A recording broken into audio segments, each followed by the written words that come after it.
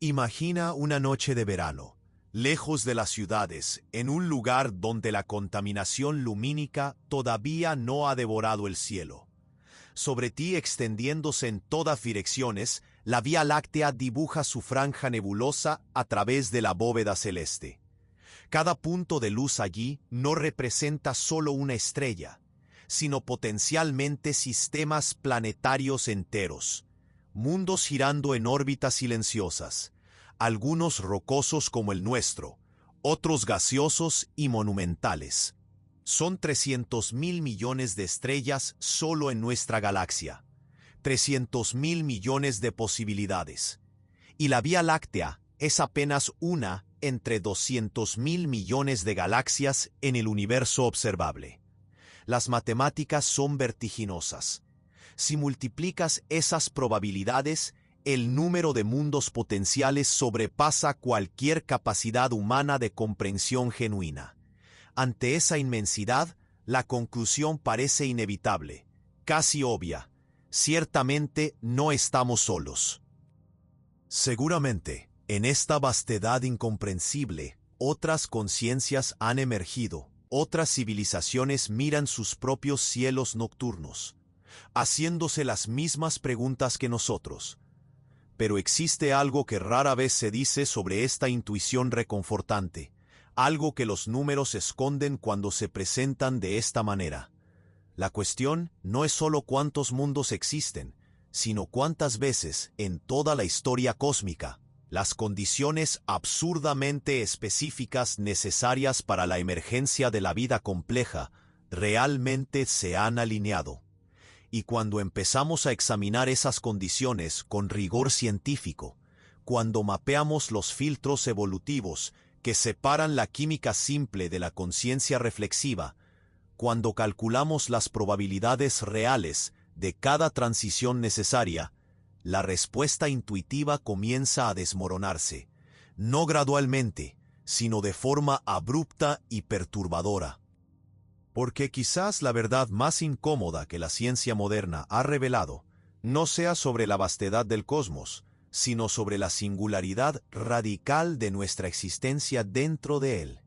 Este documental explora una posibilidad que confronta directamente nuestro sentido de normalidad cósmica. No se trata de arrogancia antropocéntrica o excepcionalismo ingenuo. Se trata de seguir las evidencias hasta sus conclusiones más honestas, incluso cuando esas conclusiones nos colocan en una posición existencial vertiginosa. La tesis central es formidable en sus implicaciones. Podríamos ser la primera y última civilización tecnológica en la historia observable del universo. No solo raros, no solo los únicos en este momento específico, sino potencialmente los únicos que han existido o existirán dentro del horizonte causal que define nuestra realidad. Y esta singularidad no es fruto de una designación especial, sino de una cadena de eventos tan estadísticamente improbable que su repetición puede ser cósmicamente irrelevante. La percepción de esta posibilidad lo transforma todo, resignifica cada elección de nuestra civilización, cada conflicto humano, cada amenaza a nuestra continuidad. Porque si somos de hecho únicos, nuestra extinción no representaría solo el fin de la humanidad, sino potencialmente el fin de toda conciencia compleja en el universo conocido. Sería el apagón de la única luz que algún día se encendió en la oscuridad cósmica. El universo volvería a su estado natural, vastos procesos físicos desarrollándose sin testigos, sin comprensión, sin significado atribuido. 13.800 millones de años de evolución cósmica habrían producido, por un breve momento, algo capaz de observar y comprender esta historia, solo para que esa ventana se cierre nuevamente, tal vez para siempre. ¿Cómo llegamos a esta posibilidad tan perturbadora? El viaje comienza con una paradoja que ha intrigado a los científicos durante décadas. En 1950, durante un almuerzo en el Laboratorio Nacional de Los Álamos, el físico Enrico Fermi hizo una pregunta aparentemente simple a sus colegas: ¿dónde están todos? La conversación anterior había sido sobre ovnis y la probabilidad de vida extraterrestre. Fermi, con su característica habilidad para ir directo al meollo de los asuntos, había hecho un cálculo mental rápido, incluso con premisas conservadoras sobre la formación de civilizaciones y viajes interestelares. Nuestra galaxia debería haber sido completamente colonizada hace millones de años. El tiempo disponible era más que suficiente. Las distancias, aunque vastas, no eran intransitables para civilizaciones con millones de años de avance tecnológico sobre nosotros. Entonces, ¿dónde estaban las señales? ¿Dónde estaban las megaestructuras? ¿Dónde estaban las transmisiones de radio, las ondas de exploración, los artefactos dejados atrás? Lo que se conoció como la paradoja de Fermi no es técnicamente una paradoja en el sentido lógico estricto. Es una tensión profunda entre expectativa y observación. La expectativa, basada en cálculos probabilísticos aparentemente sólidos, sugiere abundancia de vida inteligente. La observación revela silencio absoluto.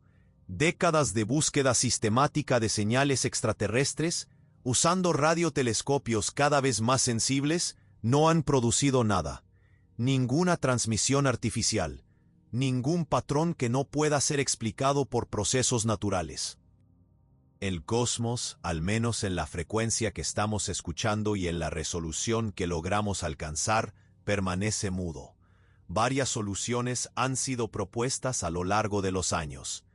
Tal vez las civilizaciones avanzadas evitan deliberadamente el contacto, manteniéndonos en una especie de zoológico cósmico, observando sin interferir.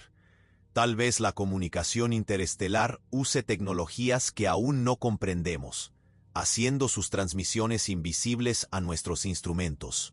Tal vez el espacio entre estrellas sea una barrera más formidable de lo que imaginamos, haciendo la expansión galáctica económicamente inviable incluso para civilizaciones muy avanzadas. Tal vez las civilizaciones tecnológicas inevitablemente se autodestruyen antes de alcanzar la capacidad de colonización interestelar, víctimas de sus propias armas, colapsos ambientales o singularidades tecnológicas mal gestionadas. Cada una de estas hipótesis ofrece un alivio temporal a la incomodidad del silencio. Pero existe otra posibilidad, más simple e infinitamente más inquietante. Tal vez el silencio persista, no porque las civilizaciones estén escondidas, silenciosas o extintas, sino porque nunca existieron en números significativos. Tal vez la cadena de eventos necesaria para producir una civilización tecnológica sea tan improbable que incluso en un universo con billones de mundos, el número esperado de civilizaciones sea cercano a 1. Esta es la esencia de la hipótesis de la Tierra rara, propuesta formalmente por los científicos Peter Ward y Donald Brownlee a principios de los años 2000, pero implícita en décadas de descubrimientos científicos que gradualmente revelaron cuán especial es realmente nuestro mundo. Para entender por qué esta hipótesis ganó fuerza, necesitamos examinar sistemáticamente lo que es necesario para producir no solo vida, sino vida compleja y eventualmente inteligencia tecnológica. No basta que un planeta esté en la zona habitable de su estrella, esa franja orbital donde el agua líquida puede existir en la superficie. Ese criterio, aunque necesario, es solo el comienzo de una lista extraordinariamente larga de requisitos. Empecemos por la ubicación galáctica. Nuestra galaxia tiene aproximadamente 100.000 años luz de diámetro y contiene, como se mencionó, cerca de 300.000 millones de estrellas. Pero estas estrellas no están uniformemente distribuidas ni en calidad ni en seguridad ambiental. El centro galáctico, donde la densidad estelar es alta, es una región de radiación intensa y eventos cataclísmicos frecuentes. Las supernovas explotan allí con una regularidad perturbadora. Los agujeros negros supermasivos distorsionan el espacio-tiempo. La radiación de fondo es suficiente para esterilizar superficies planetarias repetidamente. Cualquier vida que surgiera allí enfrentaría extinciones masivas constantes, sin tiempo suficiente para evolucionar complejidad. En los brazos espirales externos de la galaxia, el problema es diferente, pero igualmente grave. La metalicidad estelar, término que los astrónomos usan para describir la abundancia de elementos más pesados que el hidrógeno y el helio, es muy baja. Estos elementos, fundamentales para la formación de planetas rocosos y para la química de la vida, son producidos solo en el interior de estrellas masivas y dispersados en el espacio cuando esas estrellas explotan. En las regiones externas de la galaxia, pocas generaciones de estrellas han completado ese ciclo. El material disponible para formar planetas es mayoritariamente hidrógeno y helio, incapaces de formar mundos sólidos con química compleja. Existe una zona, no muy diferente del concepto de zona habitable alrededor de una estrella, pero aplicada a la galaxia entera. Es llamada la zona de habitabilidad galáctica. Queda a una distancia específica del centro galáctico, donde la metalicidad es suficientemente alta para permitir la formación de planetas rocosos, pero donde los eventos cataclísmicos son suficientemente raros para permitir miles de millones de años de evolución ininterrumpida. Nuestro sistema solar orbita en esa zona privilegiada, a aproximadamente 26.000 años luz del centro galáctico. ¿Cuántas estrellas ocupan esa posición favorable? Las estimaciones varían, pero sugieren que solo una pequeña fracción de las estrellas galácticas, tal vez del 5 al 10%, residen en la zona de habitabilidad galáctica. Ese es el primer filtro, y ya ha reducido drásticamente el número de candidatos. Si este tipo de reflexión te aporta algo, considera apoyar al canal con tu suscripción, para que podamos seguir explorando juntos estas cuestiones que expanden nuestra comprensión del cosmos y de nuestro lugar en él. Pero la ubicación galáctica favorable es solo el comienzo. Ahora necesitamos examinar la estrella en sí misma. La mayoría de las estrellas en el universo son enanas rojas. Pequeñas, frías y de vida extremadamente larga. Parecen, a primera vista, candidatas ideales para albergar vida. Al fin y al cabo, su longevidad significa que los planetas a su alrededor tendrían tiempo casi ilimitado para desarrollar complejidad.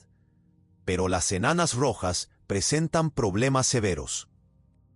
Primero, su zona habitable está muy cerca de la estrella, lo que significa que los planetas habitables probablemente tendrían rotación sincrónica, siempre mostrando la misma cara a la estrella, como la Luna hace con la Tierra. Esto crearía extremos climáticos prohibitivos, un lado en calor permanente, otro en frío eterno, con vientos catastróficos intentando equilibrar la diferencia. Segundo, las enanas rojas son notoriamente activas en su juventud, produciendo erupciones estelares de intensidad devastadora. Esas erupciones pueden literalmente arrancar la atmósfera de planetas cercanos, esterilizándolos antes de que la vida tenga oportunidad de establecerse. Tercero, la luz emitida por enanas rojas es predominantemente en el infrarrojo, no en el espectro visible. Esto complica enormemente la fotosíntesis, proceso fundamental que en la Tierra convirtió una atmósfera tóxica en una respirable, permitiendo la explosión de vida compleja. Las estrellas mucho más grandes que el Sol presentan el problema opuesto. Queman su combustible rápidamente, viviendo solo millones o decenas de millones de años antes de explotar como supernovas. No hay tiempo suficiente para la evolución de la complejidad. En la Tierra, tomó 4.000 millones de años para que surgiera la inteligencia tecnológica. Las estrellas masivas mueren mucho antes de eso. Esto nos deja con estrellas similares al Sol del tipo G, o levemente menores, tipo K, estrellas suficientemente estables, suficientemente longevas, emitiendo luz en el espectro correcto. Pero estas estrellas representan solo cerca del 7% de todas las estrellas de la galaxia. Combinado con el filtro de ubicación galáctica, ya estamos mirando a una fracción muy pequeña del total. Y aún ni siquiera hemos comenzado a examinar los planetas en sí. Un planeta habitable necesita estar en la zona habitable de su estrella, pero esa zona no es estática. A medida que una estrella envejece, su luminosidad aumenta y la zona habitable se aleja. Un planeta que comienza en el borde interno de la zona habitable, como Venus, eventualmente se convierte en un infierno invernadero. Un planeta que comienza en el borde externo, como Marte, puede tener un breve periodo de habitabilidad antes de congelarse permanentemente. La Tierra tuvo una suerte extraordinaria. Está posicionada de forma que permanecerá en la zona habitable por miles de millones de años, tiempo suficiente para la evolución compleja. Pero la posición orbital es solo un criterio. El planeta necesita tener la masa adecuada. Muy pequeño y no retiene atmósfera, su gravedad es insuficiente para retener gases ligeros. Marte sufre de este problema, muy grande, y se convierte en un gigante gaseoso, sin superficie sólida. La ventana de masa para planetas rocosos habitables es sorprendentemente estrecha, algo entre la mitad y el doble de la masa terrestre. Dentro de esa ventana, el planeta necesita haber logrado formarse con la composición química correcta. Hierro suficiente para un núcleo metálico, silicatos para el manto, y elementos volátiles, incluyendo agua en abundancia. El agua es especialmente problemática. Es común en el universo, pero en forma de hielo en las regiones externas de los sistemas planetarios. Para que un planeta rocoso en la zona habitable tenga océanos, algo necesita haber transportado agua de las regiones externas a las internas durante la formación del sistema.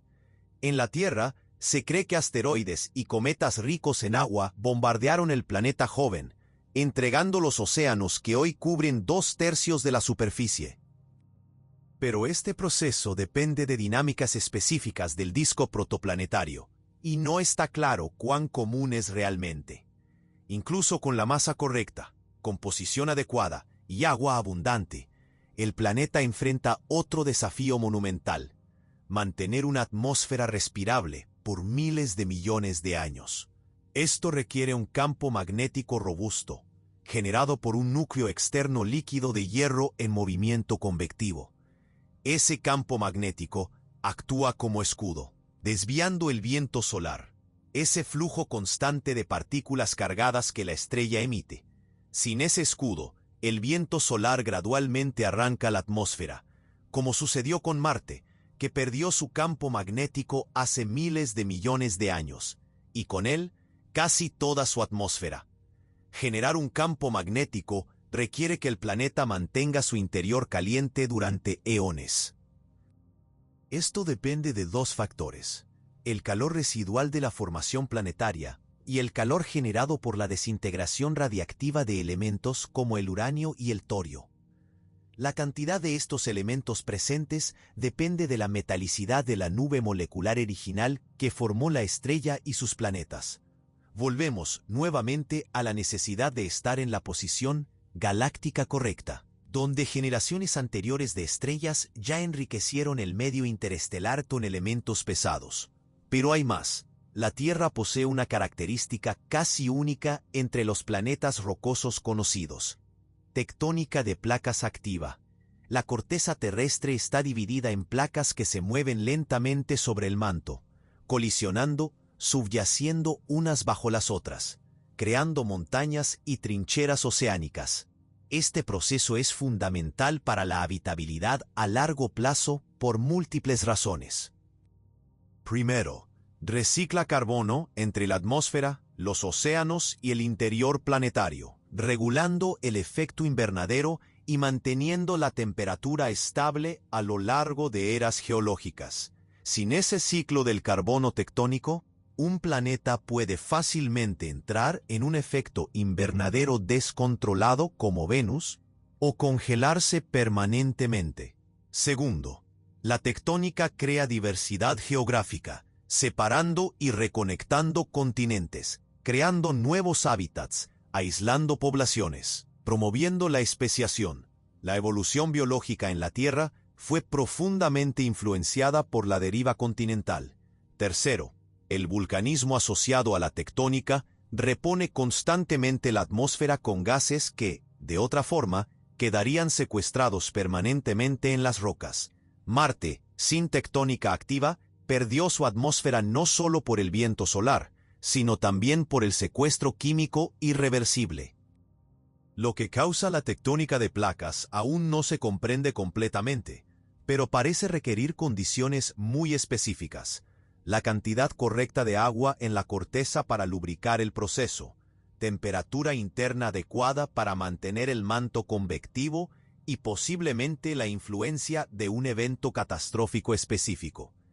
Esto nos lleva a una de las peculiaridades más extraordinarias de la Tierra, su luna. La luna terrestre es anormalmente grande en relación al planeta que orbita.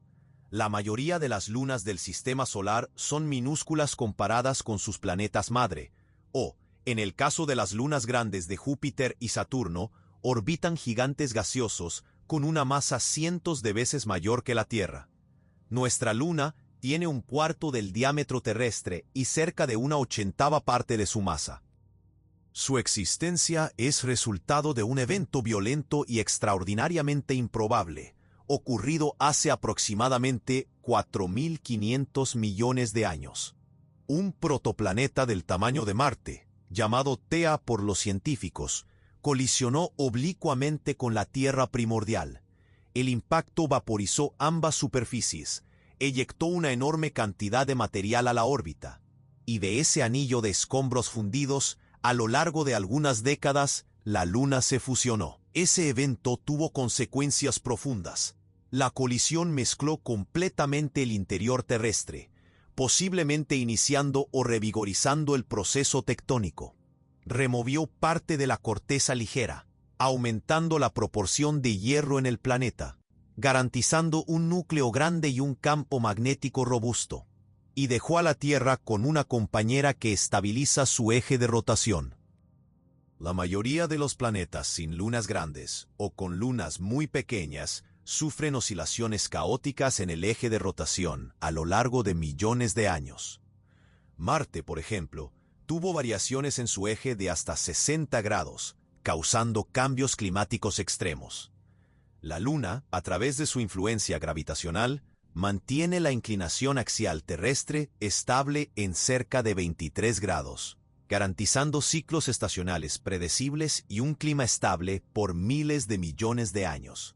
Esa estabilidad climática fue crucial para permitir que la vida compleja evolucionara sin enfrentar catástrofes climáticas periódicas de magnitud de extinción total. ¿Cuántos planetas tienen lunas estabilizadoras formadas por colisiones gigantes en el momento exacto y con el ángulo correcto? No lo sabemos, pero las simulaciones sugieren que las colisiones planetarias son comunes durante la formación de sistemas solares, pero la mayoría resulta en la fusión completa de los cuerpos o en una fragmentación catastrófica, no en la formación de una luna grande y estable. La Tierra puede haber tenido una suerte extraordinaria en ese evento específico. Y hay todavía otro componente de nuestro sistema que contribuyó fundamentalmente a nuestra supervivencia: Júpiter. El gigante gaseoso, con su masa colosal, actúa como una aspiradora gravitacional, capturando o desviando cometas y asteroides que de otra forma bombardearían constantemente los planetas internos. Las estimaciones sugieren que, sin Júpiter, la tasa de impactos catastróficos en la Tierra podría ser 1000 veces mayor. La vida compleja necesitaría evolucionar no solo lidiando con extinciones masivas ocasionales, sino con esterilizaciones casi totales de la superficie planetaria cada pocos millones de años. Tiempo insuficiente para la recuperación y el avance evolutivo. Pero Júpiter no puede estar muy cerca. Si estuviera más al interior, su gravedad perturbaría dramáticamente las órbitas de los planetas rocosos, haciéndolas inestables o altamente elípticas, produciendo variaciones de temperatura extremas. La configuración del sistema solar, con gigantes gaseosos en las órbitas externas y planetas rocosos en las internas, no es universal. Las observaciones de exoplanetas han revelado sistemas con Júpiteres calientes, gigantes gaseosos orbitando muy cerca de sus estrellas, y sistemas con arquitecturas completamente diferentes a la nuestra.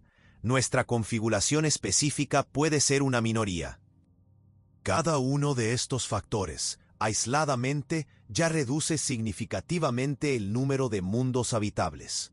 Pero el desafío real emerge cuando nos damos cuenta de que todos estos factores necesitan ocurrir simultáneamente en el mismo planeta. No basta tener una estrella tipo Sol en la zona habitable galáctica. Necesita también tener un planeta rocoso en la zona habitable, con la masa correcta, composición adecuada, campo magnético robusto, tectónica de placas activa, luna estabilizadora y un gigante gaseoso protector en la configuración orbital correcta. La probabilidad combinada de todos estos requisitos es el producto de las probabilidades individuales, y cuando empezamos a multiplicar fracciones pequeñas repetidamente, el número resultante se vuelve rápidamente insignificante. Pero incluso si asumimos, generosamente, que existen millones de planetas en la galaxia satisfaciendo todos estos criterios, todavía no hemos llegado a la vida, mucho menos a la inteligencia. Ahora entramos en el territorio de los filtros evolutivos, y es aquí donde la improbabilidad alcanza niveles verdaderamente vertiginosos. El origen de la vida en sí, el momento en que la química inanimada se convierte en biología, permanece como uno de los grandes misterios científicos. No porque sea imposible de estudiar, sino porque puede haber ocurrido de maneras tan diversas y a través de caminos tan variados que ninguna narrativa única captura toda la complejidad. Lo que sabemos es que en la Tierra, la vida surgió sorprendentemente temprano. Los registros fósiles más antiguos indiscutibles datan de cerca de 3.500 millones de años atrás, y las evidencias químicas sugieren que formas de vida primitivas pueden haber existido hace 3.800 millones de años, apenas 700 millones de años después de la formación del planeta. Geológicamente hablando, eso es casi instantáneo. Esa rapidez sugiere que, dadas las condiciones correctas, la transición de química a biología puede no ser extraordinariamente difícil. Tal vez sea incluso inevitable cuando hay agua líquida, energía disponible y los compuestos orgánicos básicos. Los laboratorios modernos han logrado recrear algunos de los pasos iniciales. Formar aminoácidos a partir de compuestos simples, crear membranas lipídicas que se autoorganizan, sintetizar ARN que puede autorreplicarse. La vida primitiva, en forma de procariotas, células simples sin núcleo ni orgánulos complejos, puede ser un fenómeno relativamente común en el cosmos. Bacterias y arqueas, las dos grandes divisiones de la vida procariótica, son extraordinariamente resilientes, capaces de sobrevivir en ambientes que consideraríamos absolutamente inhóspitos, fuentes termales ácidas, rocas a kilómetros bajo la superficie, hielo permanente, regiones con radiación intensa. Si la historia terminara aquí, podríamos tener un universo repleto de mundos microbianos, océanos alienígenas hirviendo de bacterias, capas de vida cubriendo rocas húmedas bajo cielos distantes. Pero la vida microbiana no construye radiotelescopios, no desarrolla filosofía, no se pregunta sobre su propia existencia.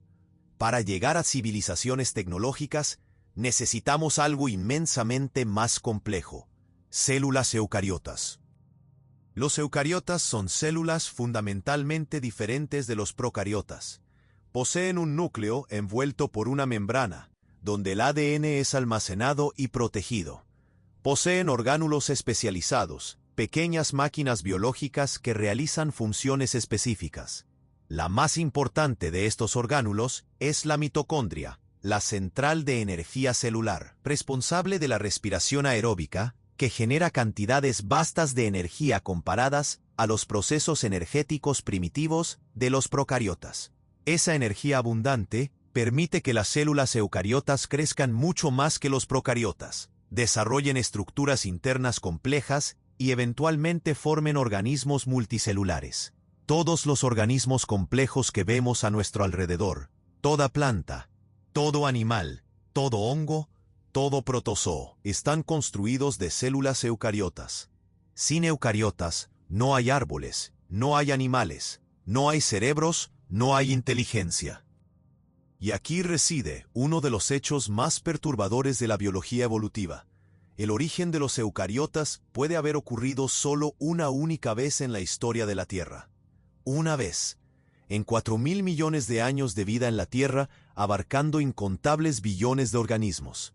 En todos los océanos, en todos los continentes, en todas las condiciones ambientales imaginables, la transición fundamental de procariota a eucariota parece haber sucedido una única vez. Hace aproximadamente 2.000 millones de años. ¿Cómo sabemos esto? A través del análisis genético. Todos los eucariotas comparten una ancestralidad común profunda. Cuando comparamos sus genomas, encontramos evidencias inequívocas de que todos descienden de un único ancestro común eucariota. No hubo múltiples orígenes independientes de eucariotismo. No hubo experimentos evolutivos paralelos que llegaron a la misma solución por caminos diferentes. Hubo un evento, una fusión específica entre dos tipos de procariotas, y de ese evento toda la complejidad subsecuente emergió. La teoría actualmente aceptada, llamada endosimbiosis, propone que los eucariotas surgieron cuando una arquea engulló una bacteria, pero en lugar de digerirla, estableció una relación simbiótica permanente. La bacteria internalizada se convirtió en la mitocondria, suministrando energía abundante, mientras la célula anfitriona ofrecía protección y nutrientes. Esta fusión no fue solo beneficiosa, fue transformadora. Permitió un salto energético de órdenes de magnitud, posibilitando una complejidad previamente inaccesible. Pero, ¿por qué sucedió esto solo una vez? Si la endosimbiosis es tan ventajosa, ¿por qué no observamos múltiples eventos independientes? La respuesta más probable es que las condiciones necesarias eran extraordinariamente específicas. La célula anfitriona necesitaba tener características únicas, tal vez una membrana flexible capaz de engullir partículas grandes, algo que la mayoría de las arqueas no posee. La bacteria engullida necesitaba ser del tipo específico, capaz de realizar respiración aeróbica eficiente. El momento necesitaba ser correcto. El oxígeno atmosférico acababa de volverse abundante gracias a las cianobacterias fotosintetizadoras, haciendo la respiración aeróbica ventajosa. Y la simbiosis necesitaba estabilizarse rápidamente, antes de que sistemas inmunológicos primitivos destruyeran al invasor.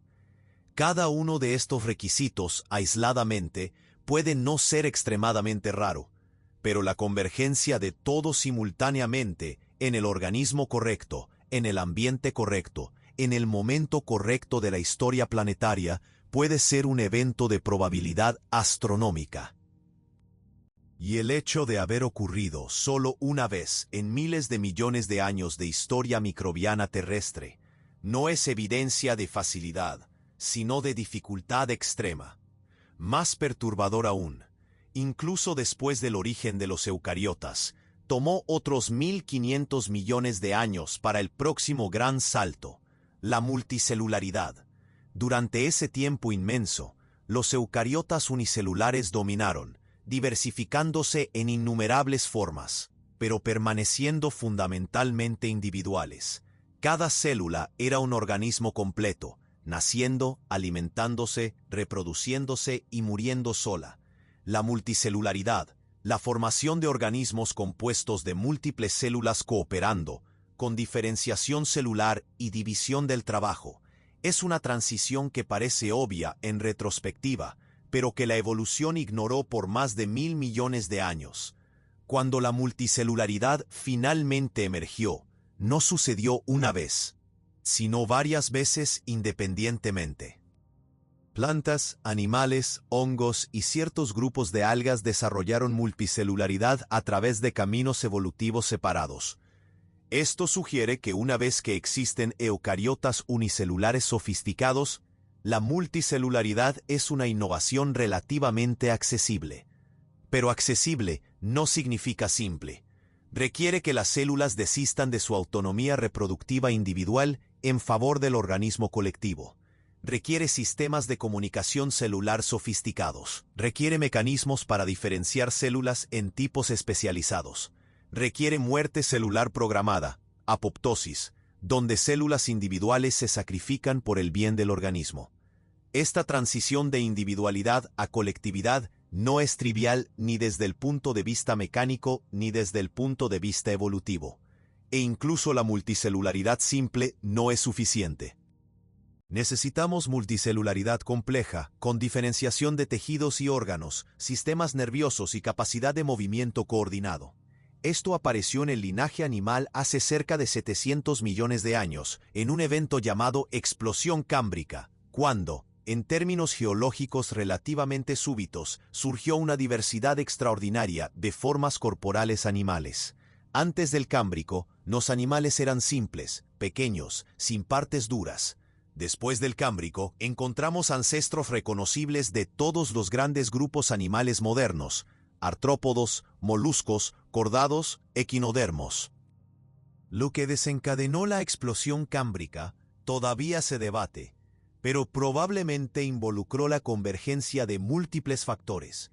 Los niveles de oxígeno atmosférico finalmente alcanzaron concentraciones que permitían un metabolismo animal activo. Innovaciones genéticas, particularmente los genes Hox que controlan la arquitectura corporal, permitieron una experimentación morfológica rápida. La depredación se intensificó, creando presión selectiva para defensas como conchas y exoesqueletos. Nichos ecológicos previamente vacíos se volvieron disponibles. Pero nuevamente, nota el tiempo. Tomó 4.000 millones de años desde el origen de la vida hasta este punto. La naturaleza no tuvo prisa. Si estás apreciando este viaje mental, puedes dejar tu comentario sobre qué es lo que más te sorprende de esta narrativa, ayudándonos a entender qué temas resuenan más profundamente con nuestra comunidad de exploradores del cosmos. Incluso con animales complejos establecidos en los océanos, otro filtro aguardaba: la conquista de la Tierra. La vida pasó 3.500 millones de años confinada al agua antes de que plantas y animales finalmente colonizaran los continentes. La transición fue monumentalmente difícil. Los organismos terrestres enfrentan desafíos que sus ancestros acuáticos nunca conocieron: desecación constante, variaciones de temperatura extremas, necesidad de soporte estructural contra la gravedad sin el auxilio de la flotabilidad acuática, exposición a la radiación ultravioleta sin la protección del agua. Las plantas desarrollaron cutículas cerosas para retener humedad, sistemas vasculares para transportar agua de las raíces hasta las hojas, estructuras rígidas de celulosa y lignina para soporte. Los animales terrestres necesitaron piel impermeable o caparazones protectores, sistemas respiratorios que funcionaran en el aire, esqueletos internos o externos para soporte estructural, y métodos de reproducción que protegieran gametos y embriones de la desecación. Esas innovaciones no surgieron instantáneamente. Tomó decenas de millones de años de experimentación evolutiva en la interfaz agua-tierra, antes de que la colonización verdadera fuera exitosa. Pero tal vez el filtro más misterioso y más específico de todos sea la emergencia de la inteligencia de nivel humano. No inteligencia en general. Los cerebros existen hace cientos de millones de años. No aprendizaje. Muchos animales aprenden. No sociabilidad. Muchas especies son profundamente sociales.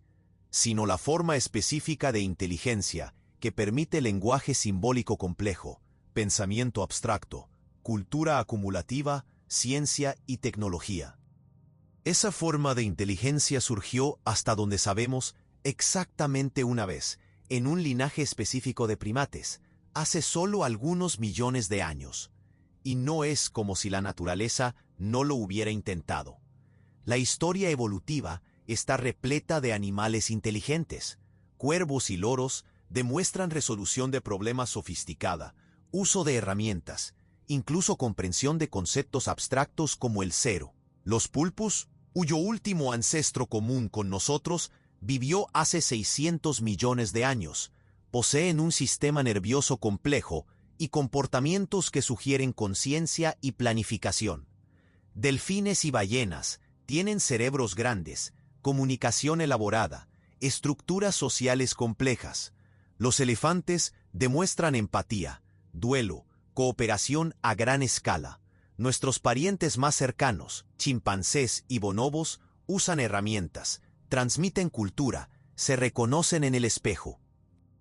Pero ninguna de estas especies desarrolló lenguaje con gramática recursiva infinitamente generativa. Ninguna desarrolló la escritura. Ninguna acumuló conocimiento a través de generaciones en la escala que lo hacen los humanos. Ninguna creó ciencia, matemáticas, filosofía. Existe un abismo entre la inteligencia más sofisticada de los no humanos y la inteligencia humana típica, y ese abismo no parece ser meramente cuantitativo, sino cualitativo. ¿Qué explica esta singularidad humana? Parte de la respuesta está en nuestra historia evolutiva específica. Nuestros ancestros primates ya poseían visión estereoscópica en color, manos hábiles capaces de manipulación fina, vida social compleja. Cuando los cambios climáticos transformaron las selvas africanas en sabanas hace millones de años, nuestros ancestros directos fueron forzados a adaptarse a un ambiente abierto, peligroso, con recursos dispersos. El bipedismo liberó las manos permanentemente, permitiendo el transporte de herramientas y alimentos. Una dieta cada vez más carnívora, posibilitada por herramientas de piedra para procesar cadáveres, suministró proteína abundante, combustible para cerebros más grandes. Los cerebros son tejidos metabólicamente carísimos. El cerebro humano representa solo el 2% de la masa corporal, pero consume el 20% de toda la energía. Evolucionar cerebros más grandes requiere garantías de retorno energético. Para los humanos ancestrales, ese retorno vino en forma de capacidad de cooperar en grupos grandes, planear cacerías complejas, comunicar información sobre recursos distantes, transmitir conocimiento sobre la fabricación de herramientas. Pero ese retorno no es automático. Existen innumerables caminos evolutivos que no llevan a la inteligencia tipo humano. Los cuervos son extraordinariamente inteligentes, pero su plan corporal aviar limita severamente la manipulación física. Los pulpos son criaturas fantásticamente complejas, pero su vida solitaria y corta impide la acumulación cultural. Los delfines poseen comunicación sofisticada, pero viven en un ambiente tridimensional donde no hay fuego, no hay metalurgia, no hay posibilidad de construir laboratorios. Los elefantes tienen sociedades complejas y memoria prodigiosa, pero su anatomía no favorece la manipulación fina necesaria para la tecnología avanzada. Incluso entre homínidos, múltiples especies inteligentes surgieron y desaparecieron. Los neandertales tenían cerebros tan grandes como los nuestros, usaban herramientas, controlaban el fuego, probablemente tenían lenguaje, pero se extinguieron hace 40.000 años. Los denisovanos, conocidos solo por fragmentos fósiles y ADN, coexistieron con nosotros y se cruzaron genéticamente, pero también desaparecieron. El Homo erectus persistió por casi 2 millones de años, con tecnología de piedra relativamente estática antes de extinguirse. El Homo floresiensis, la especie enana de Indonesia, sobrevivió en aislamiento insular hasta hace 50.000 años. En cada caso, la inteligencia sofisticada no garantizó la supervivencia, mucho menos la dominación planetaria. ¿Qué hizo al Homo sapiens diferente? Tal vez una combinación única de factores, innovaciones cognitivas específicas, posiblemente relacionadas con mutaciones en genes que regulan el desarrollo cerebral, cultura acumulativa que alcanzó una masa crítica, permitiendo la aceleración tecnológica, lenguaje particularmente sofisticado que permitía la transmisión precisa de ideas complejas, tal vez elementos de suerte histórica, sobreviviendo a cuellos de botella poblacionales que eliminaron a otras especies. La respuesta completa permanece elusiva, pero el hecho permanece. Entre miles de millones de especies que existieron en la Tierra, una única desarrolló civilización tecnológica. Esa singularidad nos devuelve a la cuestión central. Si incluso en un planeta con todas las condiciones ideales, con 4.000 millones de años de evolución, con explosiones de diversidad repetidas, con millones de especies inteligentes en algún grado, solo una especie alcanzó el nivel necesario para radiotelescopios y naves espaciales, ¿qué nos dice eso sobre la probabilidad de que esto suceda en otros mundos? Si la evolución de la inteligencia tecnológica requiere no solo un planeta habitable, sino miles de millones de años de evolución dirigida por extinciones masivas en el momento preciso, innovaciones genéticas específicas, accidentes históricos únicos, presiones ambientales en la secuencia correcta, entonces tal vez estemos mirando a una probabilidad combinada tan infinitesimal que, incluso multiplicada por billones de planetas, el resultado esperado permanece cercano a 1.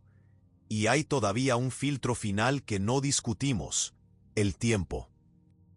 No solo tiempo evolutivo, sino la ventana temporal disponible para civilizaciones tecnológicas.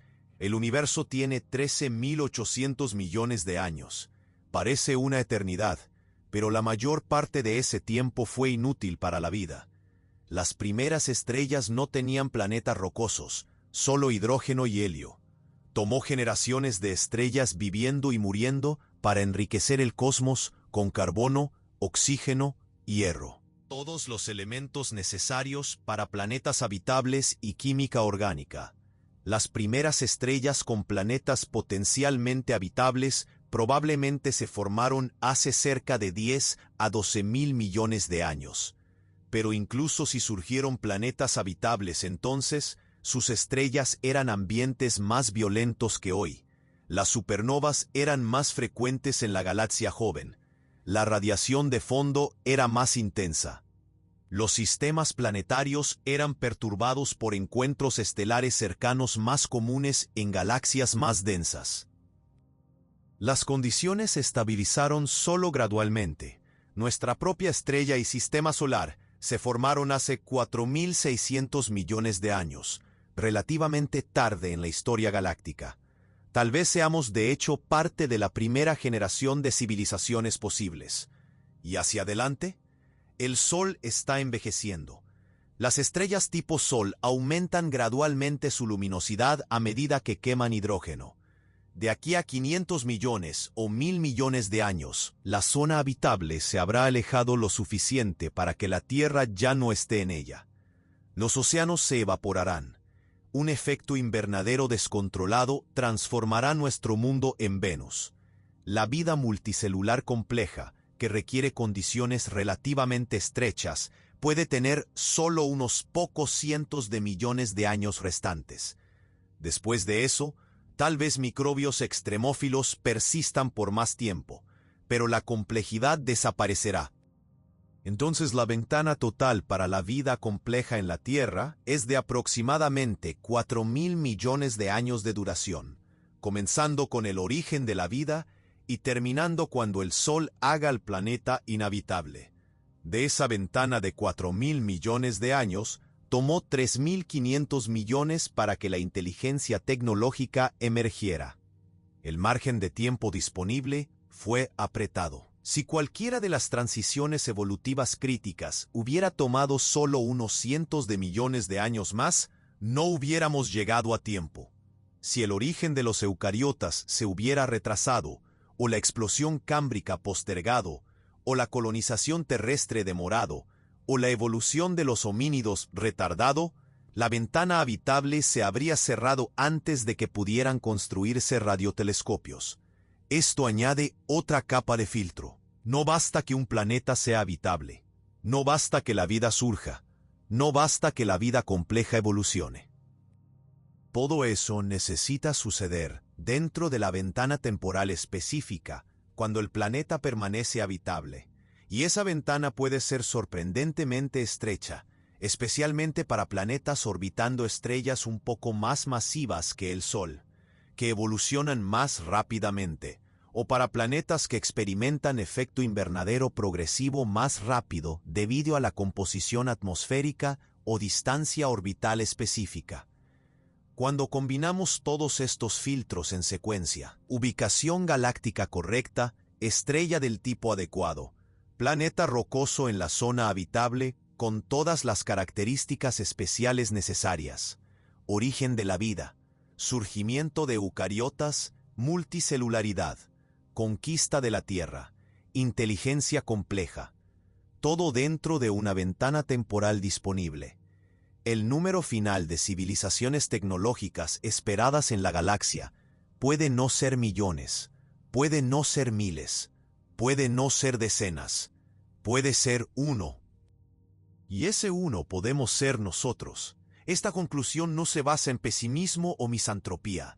Es resultado de seguir honestamente las matemáticas de las probabilidades combinadas y el registro empírico de lo que realmente sucedió aquí, en el único laboratorio biológico que podemos observar directamente. Cada transición que describimos no es especulación, sino un evento documentado en la historia terrestre. Y cada una de esas transiciones parece haber sido extraordinariamente improbable, demorando miles de millones de años o ocurriendo aparentemente una única vez.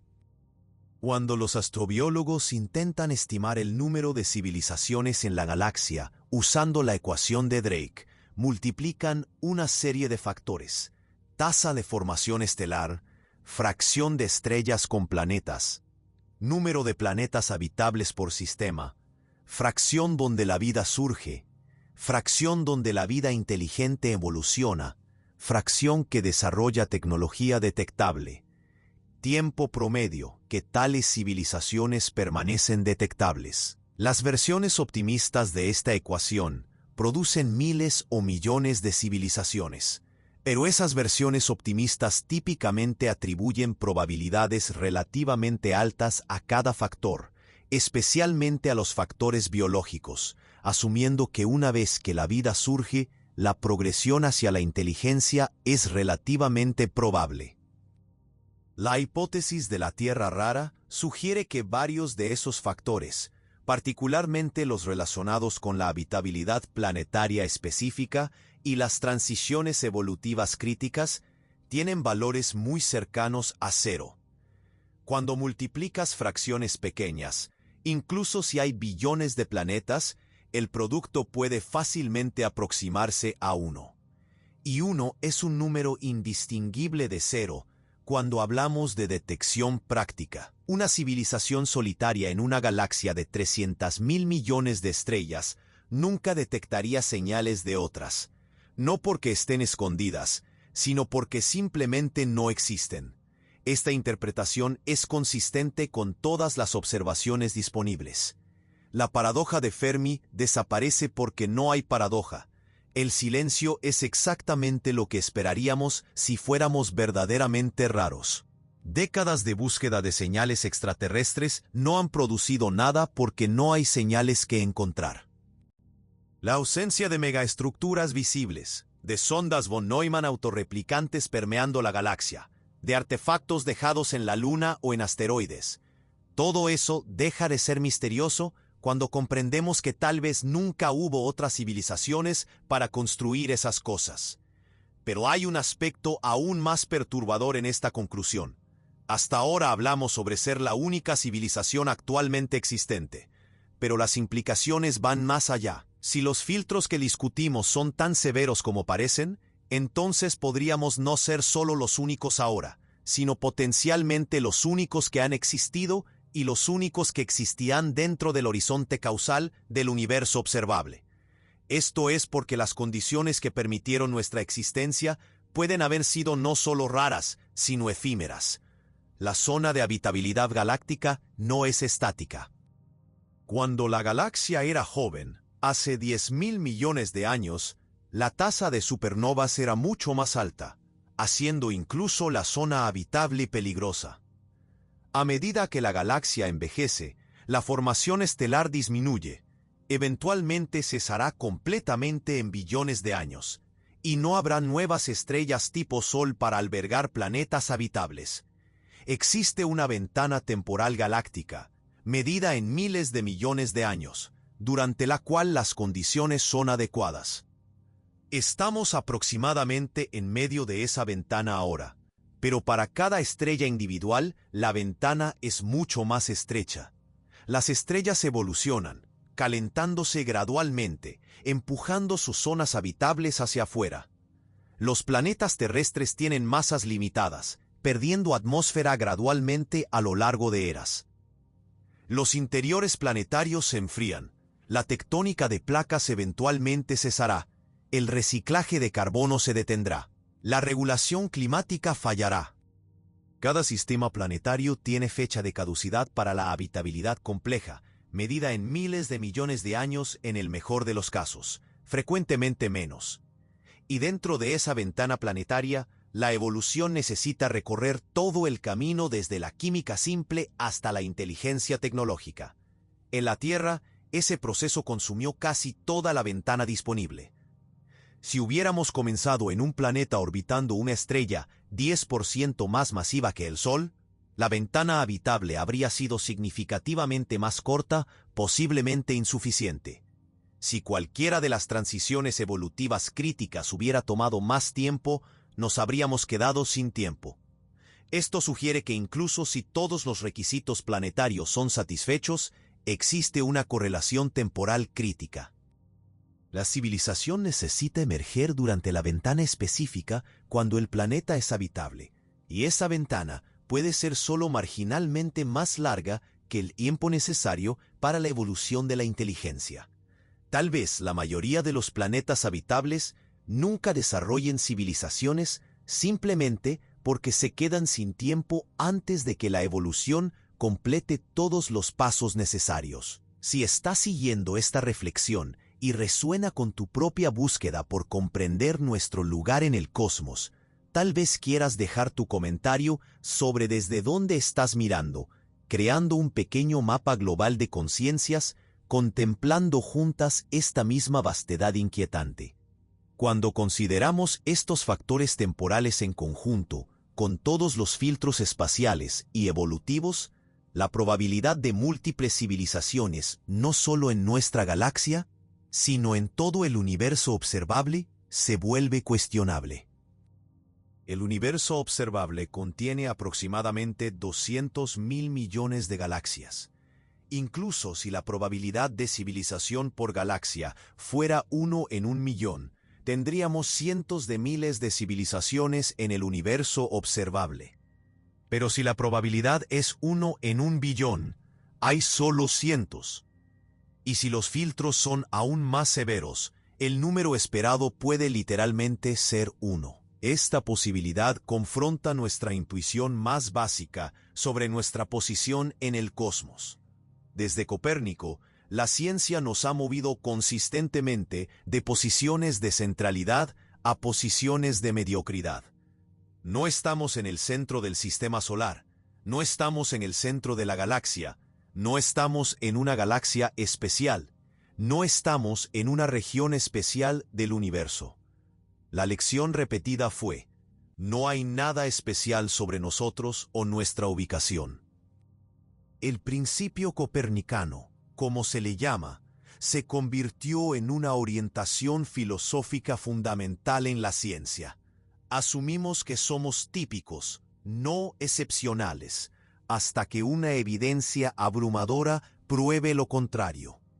Pero tal vez el principio copernicano, aplicado ciegamente, nos lleve a conclusiones equivocadas sobre la vida y la inteligencia. Tal vez en este dominio específico somos excepcionales no por designación especial, sino por suerte estadística extraordinaria. No fuimos elegidos para estar aquí. No hay propósito cósmico en nuestra existencia. Pero a través de una cadena, casi infinita de accidentes improbables, cada uno con probabilidad minúscula, cada uno necesario pero no suficiente, sucedimos. Y ese suceder puede ser tan raro que, en toda la vastedad observable, ocurrió solo aquí, solo ahora, solo con nosotros. ¿Cómo procesamos esta posibilidad emocionalmente? La reacción inicial para muchos es un profundo malestar, incluso una forma de terror existencial. Estamos evolutivamente programados para buscar pertenencia, para existir dentro de comunidades, para no estar solos. La soledad a escala humana ya es difícil de soportar. La soledad a escala cósmica, la idea de que somos la única voz consciente en billones de kilómetros cúbicos de vacío, puede parecer insoportable. Hay también pérdida de narrativas reconfortantes. La idea de que seguramente hay otros allá afuera funcionaba como consuelo psicológico, una garantía de que no importa lo que nos sucediera, la conciencia persistiría en otros lugares, otros mundos, otras mentes contemplando estrellas. Si somos únicos, esa garantía desaparece. Nuestra extinción no sería solo una tragedia humana, sino una tragedia cósmica absoluta. El universo volvería a ser un vasto mecanismo físico sin testigos, sin comprensión, sin significado atribuido. Pero hay otra manera de procesar esta realización, y transforma la potencial desesperación en algo diferente, algo que podríamos llamar un privilegio existencial aterrador. Considera esto: de todas las eras posibles, en toda la historia cósmica de 13.800 millones de años, tú existes precisamente ahora. De todos los lugares posibles, en un universo observable que contiene más átomos que segundos desde el Big Bang, tú existes precisamente aquí. Y no solo existes, sino que existes como parte de la única especie, en el único planeta, tal vez en toda la creación, capaz de comprender su propia historia cósmica. Cada persona viva carga en sus células mitocondrias descendientes directas de aquel evento único de endosimbiosis hace 2.000 millones de años. Cada pensamiento que tienes es procesado por un cerebro que representa la culminación de 4.000 millones de años de evolución dirigida por extinciones, mutaciones, selección, deriva, eventos históricos únicos. Estás compuesto de átomos forjados en interiores de estrellas que murieron antes de que naciera el Sol, dispersados por supernovas, reunidos en una nube molecular, colapsados en un disco protoplanetario, acretados en un planeta que tuvo una suerte extraordinaria en literalmente docenas de aspectos cruciales. La probabilidad de tu existencia personal, considerando todos los ancestros que necesitaron sobrevivir y reproducirse, todas las mutaciones específicas que necesitaron ocurrir, todos los eventos históricos que moldearon tu linaje, es tan infinitesimal que no hay notación matemática adecuada para expresarla, y aún así, estás aquí. No a pesar de las probabilidades, sino a través de la realización específica de esa cadena improbable. No solo ganaste la lotería cósmica, ganaste la lotería dentro de la lotería dentro de la lotería, miles de millones de veces consecutivas. Si somos de hecho únicos, esta realización no nos hace menores, sino infinitamente más significativos. No porque tengamos un valor intrínseco especial, sino porque representamos algo extraordinario, la capacidad del universo de observarse a sí mismo. Por 4.000 millones de años, en la Tierra, procesos físicos y químicos ocurrieron sin conciencia. Las estrellas nacieron y murieron sin testigos. Las galaxias colisionaron en silencio. Y entonces, a través de procesos puramente naturales, sin intervención sobrenatural, la materia se organizó de tal forma que partes del universo se volvieron conscientes de sí mismas. Cuando miras al cielo nocturno y contemplas las estrellas, no eres solo un observador externo. Eres el universo mirándose a sí mismo. Tus átomos son átomos estelares. Tu conciencia es conciencia cósmica localizada. No hay separación fundamental entre tú y el cosmos. Eres una de las maneras por las cuales el universo experimenta su propia existencia. Y si somos únicos, entonces cuando los humanos observan, piensan, sienten, crean, harán, esas pueden ser las únicas instancias de esos fenómenos en toda la realidad observable. Esta percepción transforma completamente la cuestión de la responsabilidad. Mientras creíamos que otras civilizaciones existían, podíamos darnos el lujo de pensar que nuestro destino individual era importante solo para nosotros. Si destruyéramos nuestra civilización, sería una tragedia, pero la conciencia persistiría en otros lugares. Pero si somos únicos, nuestra responsabilidad trasciende completamente la escala humana. Se convierte en responsabilidad con la propia posibilidad de conciencia en el universo. Considera lo que esto significa prácticamente. Cada amenaza existencial que enfrentamos, nuclear, biológica, climática, cada riesgo que desarrollamos a través de tecnología avanzada sin sabiduría correspondiente, no amenaza solo nuestro futuro, sino potencialmente el único futuro consciente posible. Conflictos entre naciones, ideologías, religiones, todos fundamentados en diferencias triviales cuando se ven desde la perspectiva cósmica, arriesgan el cierre prematuro de la única experiencia de autoconciencia que el universo puede tener. Pero la responsabilidad va más allá de evitar la autodestrucción. Si somos únicos, tenemos la obligación de preservar, pero también de expandir. El universo es vasto, más allá de la comprensión, pero vacío. Billones de mundos que podrían, en principio, albergar vida, permanecerán estériles para siempre, a menos que la conciencia deliberadamente se esparza. La naturaleza sola puede nunca producir una segunda civilización. Pero nosotros podemos, a través de la terraformación, del transporte de vida a otros mundos, eventualmente de la siembra de galaxias enteras. Podemos convertirnos en los progenitores que nunca tuvimos. Esta visión transforma la exploración espacial de curiosidad científica en imperativo moral. No se trata de conquistar territorios o escapar de problemas terrestres. Se trata de garantizar que la experiencia de conciencia, esa propiedad extraordinaria que emergió aquí, no sea un fenómeno transitorio y único, sino que se convierta en una característica permanente y expandida del cosmos. Se trata de transformar un universo estéril en un universo vivo, no a través de designación divina, sino a través de esfuerzo deliberado y compromiso a largo plazo. Esto también resignifica completamente cómo valoramos la diversidad cultural, biológica e intelectual aquí en la Tierra. Si somos el único repositorio de conciencia, entonces cada lengua humana que desaparece, cada especie que extinguimos, cada tradición cultural que permitimos morir, representa una pérdida irreparable no solo para la humanidad, sino para el universo. La totalidad de la experiencia consciente cósmica puede estar contenida en este planeta. Empobrecer esa experiencia a través de la homogeneización, destrucción ambiental o extinción cultural es disminuir la riqueza total de la conciencia universal.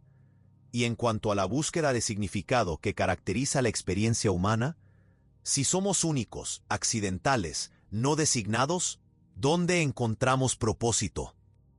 La respuesta paradójica es que el significado se vuelve no menos importante, sino más. Precisamente porque no hay propósito cósmico predeterminado, tenemos libertad y responsabilidad de crear significado. El universo no nos dice qué valorar. Nosotros elegimos. Y esas elecciones, si somos únicos, no son solo preferencias personales o culturales, sino decisiones sobre lo que la conciencia universal valora.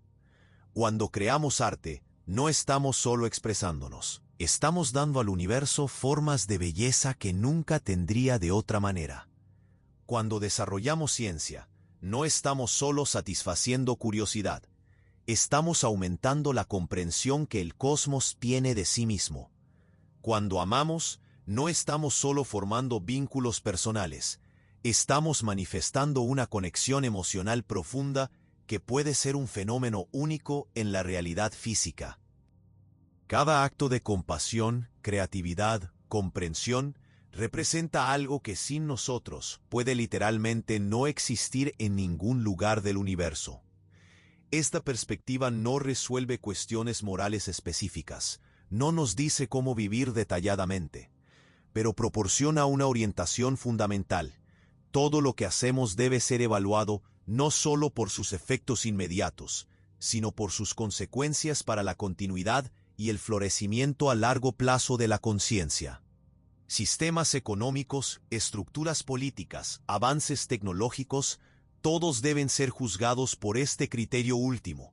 ¿Contribuyen a la probabilidad de que la conciencia sobreviva, se expanda y se enriquezca a lo largo de escalas de tiempo cosmológicas?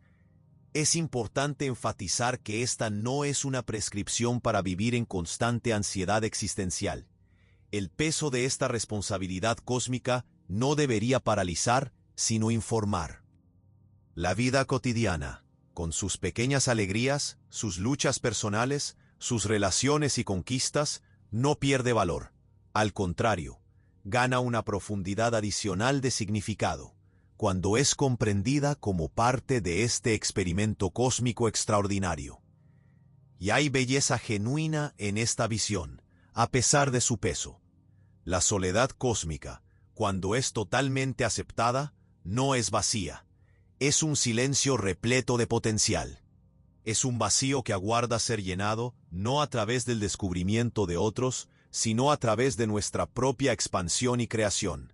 Somos, tal vez, la infancia del universo consciente, los primeros pensamientos vacilantes de un cosmos despertando a sí mismo.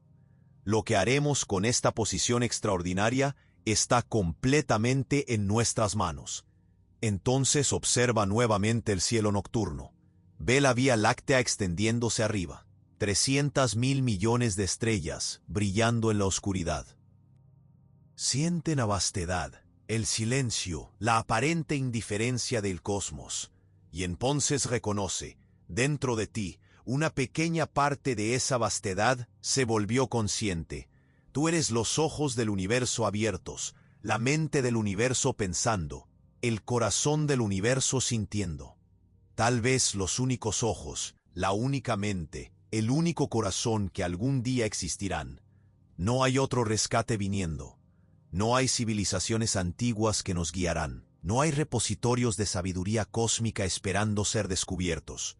Solo estamos nosotros, productos de 4.000 millones de años de evolución ciega, dotados accidentalmente de la capacidad de comprender nuestra propia historia, mirando hacia un futuro incierto, cargando una responsabilidad que nunca pedimos, pero que no podemos rechazar. La única luz encendida en la oscuridad, la única vez que la materia se volvió consciente de sí misma. Y la elección de qué hacer con este privilegio aterrador y maravilloso reposa enteramente en nosotros. El universo aguarda, vasto y silencioso, para ver qué hará su única criatura consciente a continuación.